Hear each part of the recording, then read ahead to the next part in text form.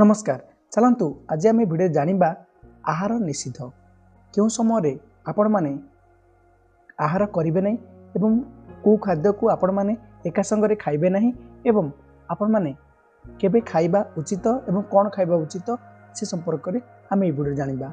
थरे रोषे करथिबा पदार्थ को पुनर्बार गरम करी खाइबो नहीं। राति रे साग खाइबो नहीं, खाइले पित्त कुपित हुए।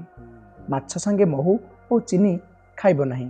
रविवार रे माछ मांस मद खाइबो नहीं कारण एसबू पदार्थ खाइले 7 जन्म पर्यंत रोगी होगा संगे संगे जेते जन्म पाउथिबो सेते जन्म पर्यंत दरिद्र होइथिबो। कदली संगे दही एवं बेल खाइबो नहीं। चैत्र मासरे गुड़ खाइले कृमि हुए। महू को गरम करी खाइबो नहीं। गरम जिनिस संगे दही एवं महू खाइबो नहीं। क्षीर संगे मूला तुलसी खाइबो नहीं। मांस संगे महू दूध और गुड़ बिरी खाइबो नहीं। खाइले बधिरता और दृष्टिशक्ति हीन हुए।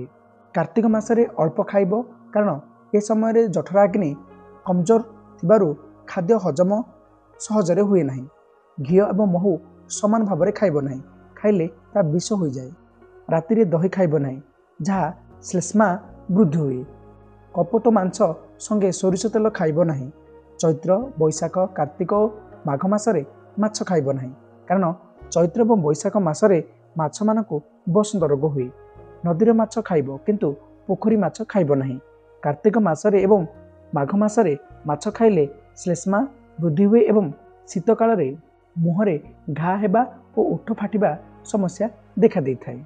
ये थिला केतेबेले कौन एवं किपरि खाइबा उचित से विषय गोटे क्षुद्र आलोचना।